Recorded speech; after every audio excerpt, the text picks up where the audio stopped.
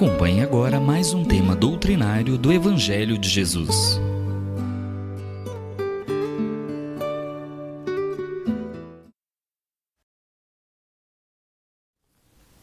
Meus irmãos e irmãs do grupo da Fraternidade Espírita Irmã Aniceto, boa noite.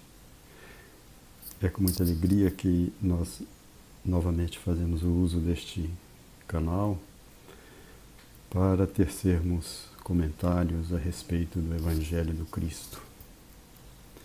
Hoje nós traremos algumas palavras a respeito do que traz a mensagem do Advento do Espírito de Verdade, que se encontra no capítulo 6º, item 5º do Evangelho segundo o Espiritismo. Inicialmente, nós poderíamos perguntar: quem é o Espírito de Verdade? Seria Jesus, o guia espiritual de Kardec, como assim ele se manifesta nas primeiras mensagens? Um espírito puro, o mestre de todos nós, o consolador prometido, o dirigente espiritual do nosso planeta? Ou poderia ser a comunidade dos espíritos puros? Ou aquele que preside o grande movimento de regeneração da Terra? Independentemente de todas essas figuras, o Cristo veio até nós novamente através dessa nova mensagem do Consolador Prometido. É interessante e importante que nós lembremos que Jesus pregou e exerceu o amor sobre todos os aspectos. Jesus não foi o primeiro profeta a falar de amor. Antes de Jesus, a maioria dos profetas já trouxeram a mensagem do amor, muitas vezes mal interpretadas por nós. Mas a mensagem de amor de Jesus tem uma diferença profunda em relação a todas as outras. Porque Jesus foi o primeiro a falar de amor aos inimigos. Antes de Jesus, ninguém havia falado a respeito disso. Nenhum profeta havia nos recomendado e ensinado. Além disso, o Cristo, no capítulo 13, no verso 34 do Evangelho de João, ele acrescenta um novo mandamento: amai-vos uns aos outros, como eu vos amei. Então esse é o nosso grande objetivo: desenvolver o amor em nós. E o amor em nós, ele só poderá ser desenvolvido a partir das possibilidades de relacionamento que nós temos com as outras pessoas, com os outros espíritos encarnados ou não, que estão entre nós. E nós lembramos aqui o que o Espírito de Verdade diz no prefácio do Evangelho segundo o Espiritismo, propondo que esta obra, ela se propõe a levantar parte do véu da mensagem do Cristo. É o processo de início do verdadeiro entendimento que nós negligenciamos por tantas vezes.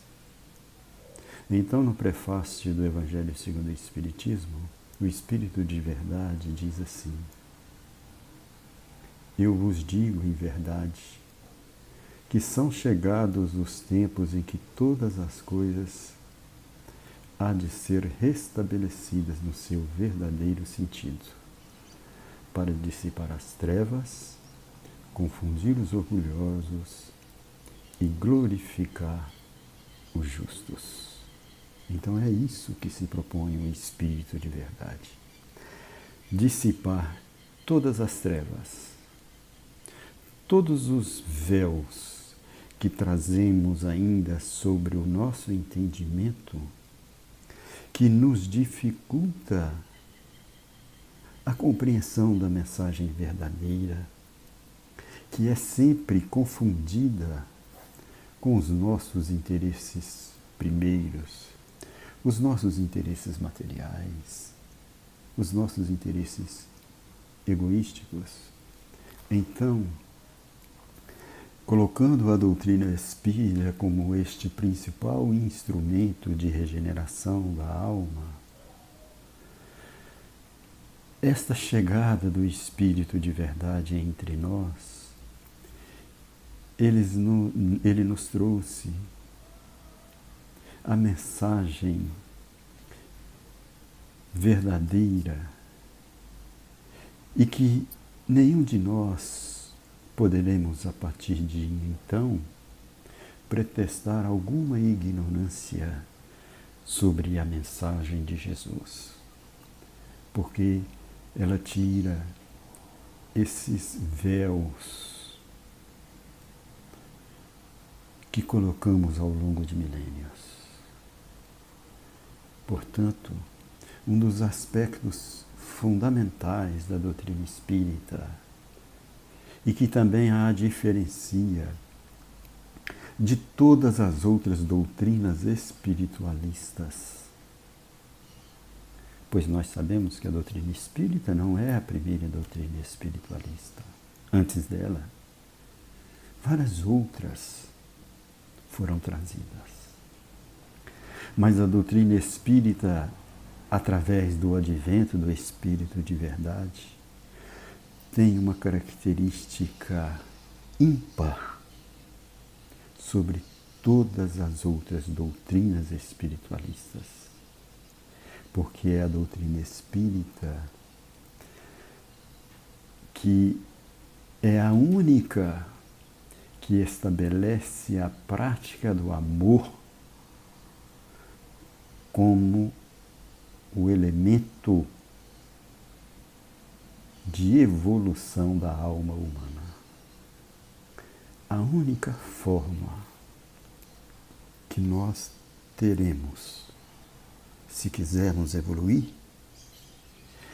é a forma da prática do bem,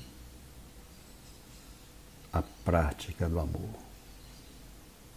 Sem isto, não haverá evolução da alma.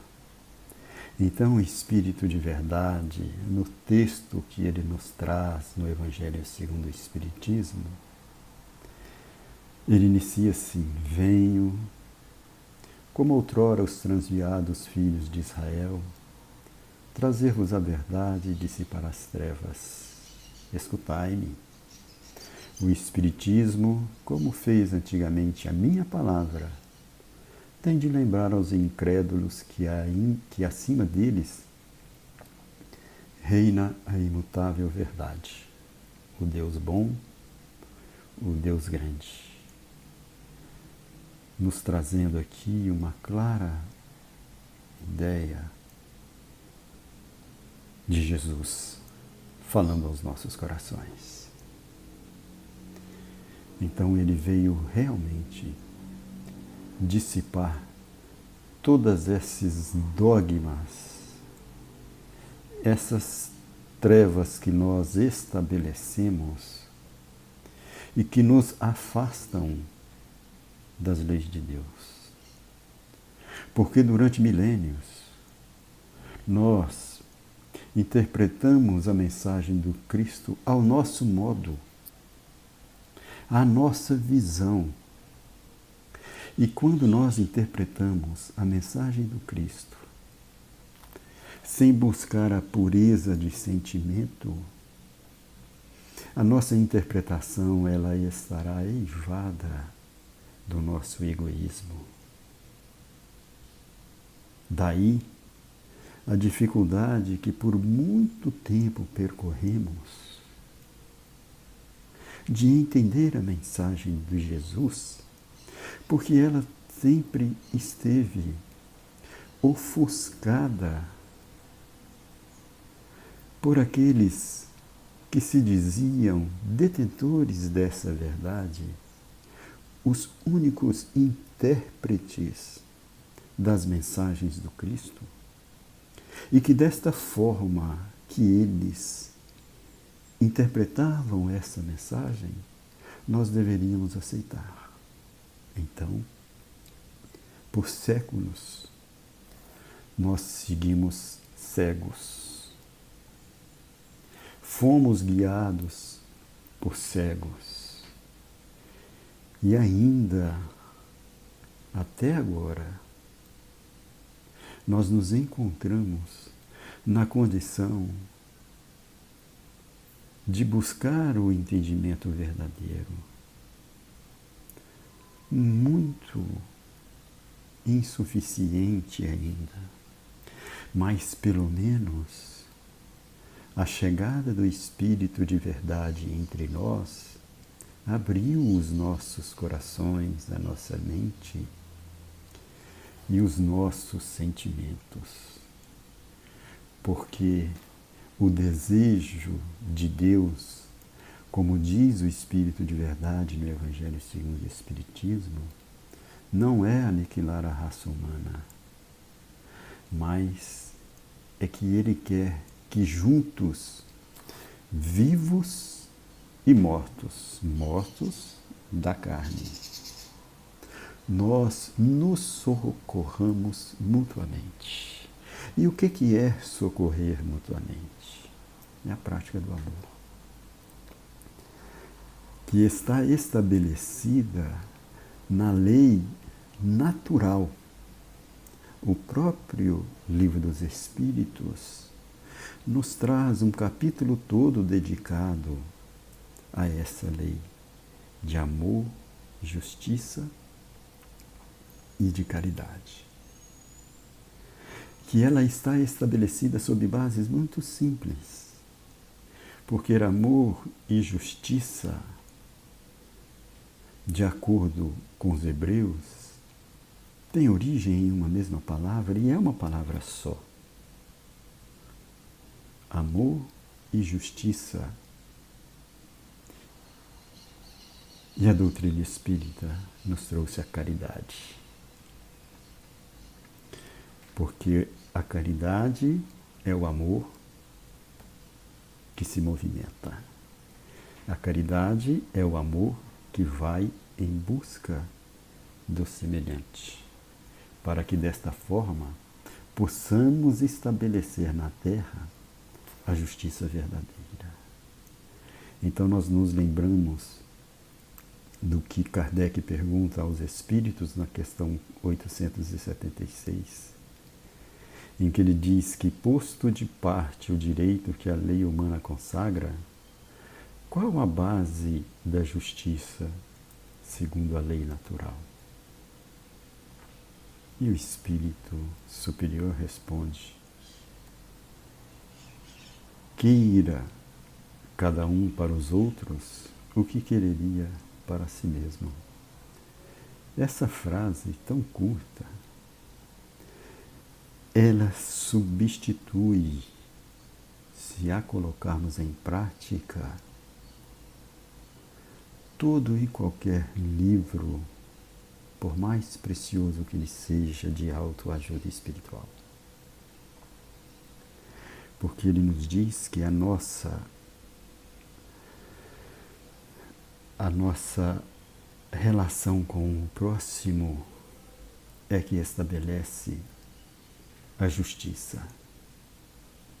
Então, essa regra da justiça verdadeira, ela quer que cada um deseje ver respeitados os seus direitos.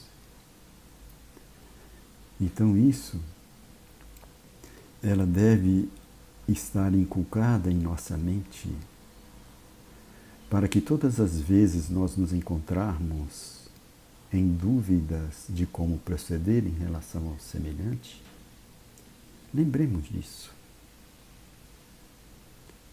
O que é que eu quero para mim? O que é que eu desejo a mim? O que é que eu gostaria de receber? Se eu quero o melhor, isso também é o melhor para o nosso próximo. Então, no Evangelho segundo o Espiritismo também, no capítulo em que trata da lição do homem, da missão do homem inteligente na Terra, é muito interessante o que diz. Para que nós, aqueles que receberam a inteligência, não se ensoberba disso. Não temos direito de nos envaidecer pelo conhecimento que nós temos. E que se Deus nos possibilita termos o conhecimento que temos, é para que através dele nós façamos esforços para ajudar o desenvolvimento das inteligências retardatárias e conduzi-lo a eles. Ou seja, esclarecer para que conheçam verdadeiramente o sentido da vida. E é este sentido da vida que nós buscamos entre nós e que a doutrina espírita nos possibilita viver este sentimento com tanta segurança. É que nós devemos ouvir o que o Espírito de verdade nos recomenda na sua lição, para que nós não desprezemos esse facho de luz que Deus coloca em nossas mãos através da doutrina espírita, e que nos recomenda em crer, em amar e meditar sobre as coisas que nos são reveladas. Daí a recomendação de amar e instruir. É interessante que no capítulo 77 do Livro da Esperança, Emmanuel, ele pontua algumas situações, alguns aspectos da doutrina espírita e que seria muito importante para que a gente relembre a nossa posição como espíritas, como recomenda o Espírito de verdade. Porque a doutrina espírita, ela não pode ser tratada como uma religião qualquer. Ela não pode ser colocada na mesmice de determinados comportamentos em que preceitos deverão ser aceitos simplesmente porque estão escritos, estão estabelecidos em um livro que ainda mal sabem interpretar o sentido oculto da mensagem. Então, Emmanuel ele nos traz alguns alertas, dizendo que todas as religiões mantêm retiros, internatos, organizações hierárquicas para a formação de orientadores, que lhes exponham as instruções segundo o controle que lhe parece conveniente. Mas a doutrina espírita, revivendo o cristianismo puro, é a religião do esclarecimento livre. Ninguém nos imporá nada sem que nós estejamos devidamente esclarecidos para poder receber essas informações. Porque nós, espíritas, encarnados ou não, nós devemos nos situar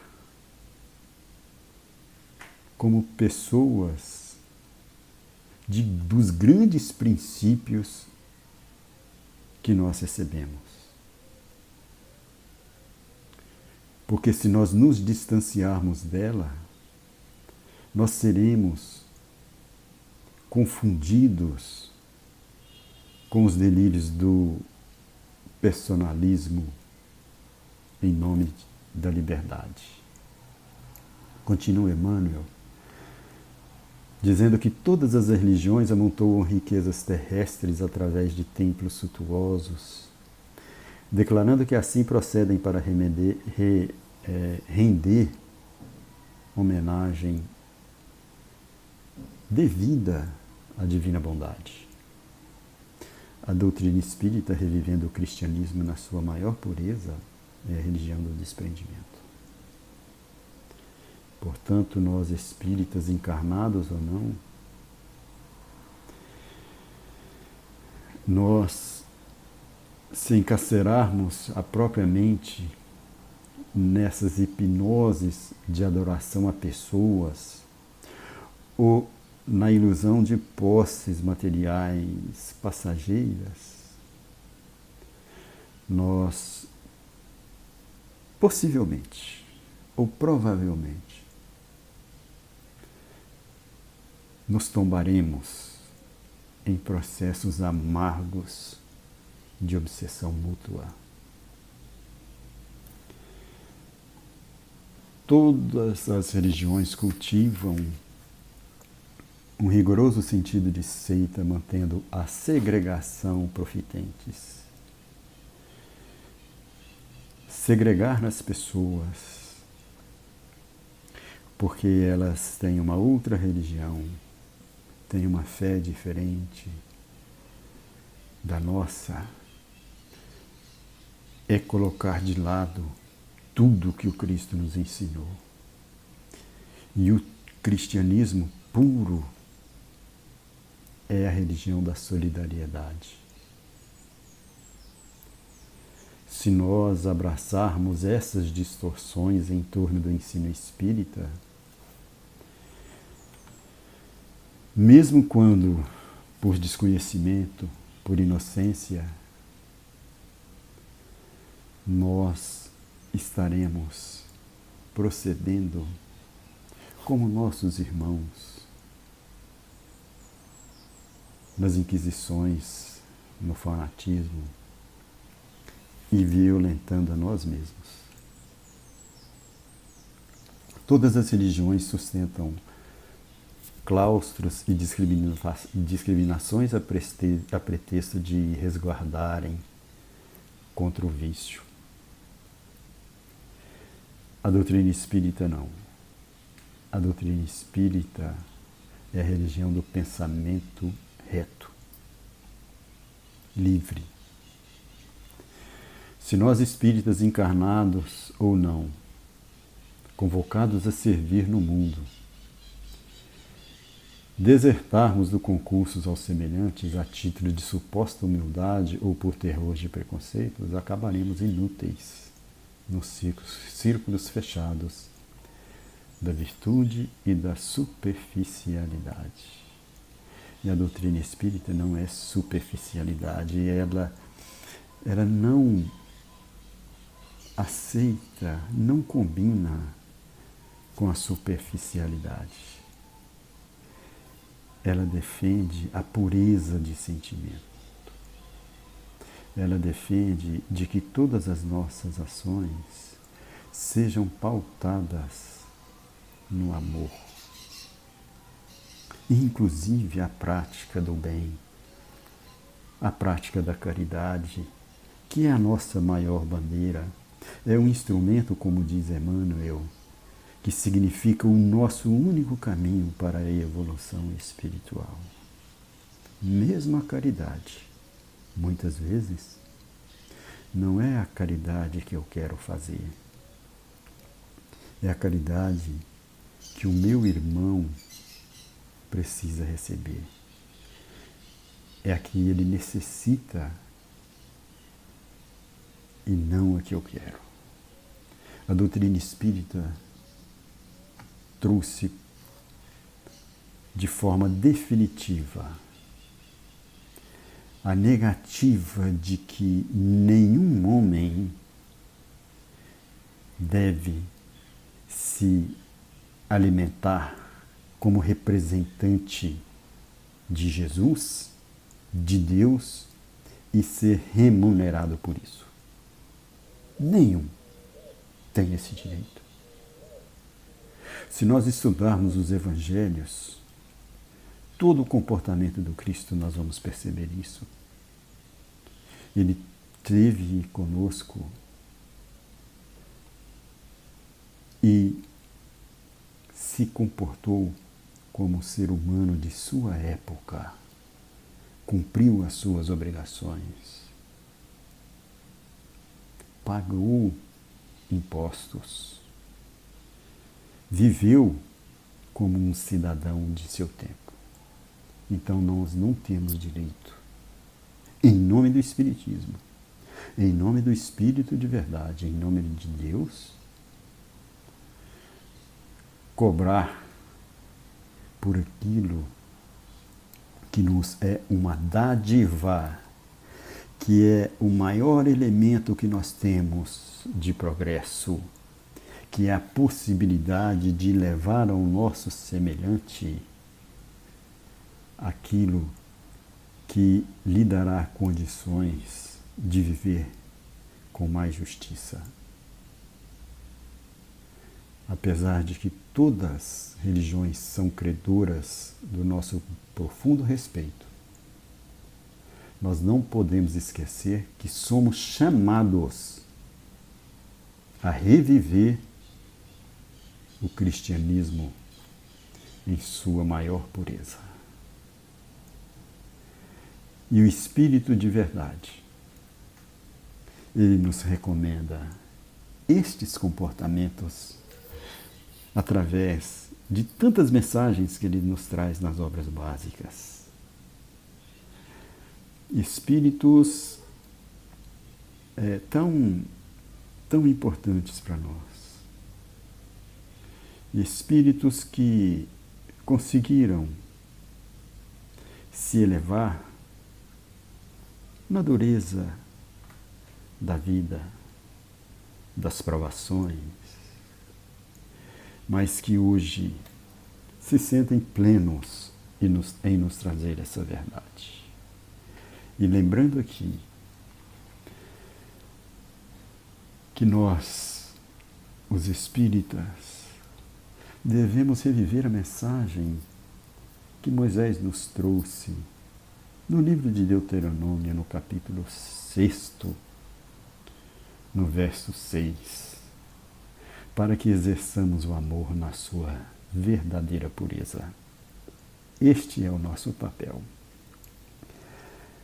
Quando ele nos recomenda que devemos amar a Deus de todo o nosso coração, de toda a nossa alma, de toda a nossa força, e Jesus acrescenta, e ao próximo como a nós mesmos. Então, lá no livro de Deuteronômio, quando ele se refere a este sentimento, é este sentimento que nós devemos buscar. Para o hebreu, à época, o coração não era só sentimento. O coração significa inteligência e sentimento. Amar o nosso semelhante de todo o coração é o amá-lo com inteligência e com sentimento. Ou seja, fazer o bem, mas o bem que ele precisa, não o bem que eu quero. E que a inteligência nos dá essa possibilidade, esse discernimento. Amar o nosso semelhante de toda a alma significa de espírito e corpo. Qual que é a definição de alma que nós temos no livro dos Espíritos? A alma é espírito encarnado. O espírito encarnado deve expressar o seu amor através da ação, dos seus atos. Precisa ser demonstrado precisa ser exercido. Amar o semelhante com toda a alma significa a ação. E amar o semelhante com toda a sua força, em hebraico, a força significa seus muitos, ou seja, com todas as suas posses, com todas as suas propriedades, com tudo aquilo que nós temos. Tudo que nós temos tem que estar a serviço de Deus, porque não nos pertence. Na realidade, o que nos pertence são as conquistas da alma. Aquilo que está em nossa volta material não são nosso. Então é isso que já em Deuteronômio nos recomendava, que nós temos que amar o nosso semelhante com toda a nossa força, com todos os nossos bens, colocarmos em ação, em benefício daqueles que mais necessitam também, tudo que nós temos. E a gente lembraria aqui ainda, quando Jesus recomenda, dê a todo aquele que te pede. Jesus fala assim, para que nós venhamos a dar a todo aquele que nos pede. Em Lucas, no capítulo 3, no versos 30. E isso tem uma razão de ser, porque na interpretação verdadeira, dar a todo aquele que nos pede quer dizer que aquilo que nós temos é de direito do nosso semelhante também. Se ele não tem, é deficiência nossa que não possibilitou a ele a sua conquista. Mas o que tem no mundo é para todos, não é só para nós. É por isso que Jesus recomenda em Lucas. Porque aquele que nos pede, ele também tem direito.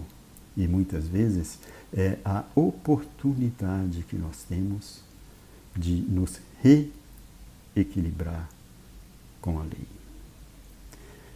Nós agradecemos pela paciência de nos ouvir e deixamos aqui o nosso abraço a todos os nossos irmãos do grupo da Fraternidade Espírita, irmão Aniceto, a minha primeira casa. Forte abraço a todos, muita paz.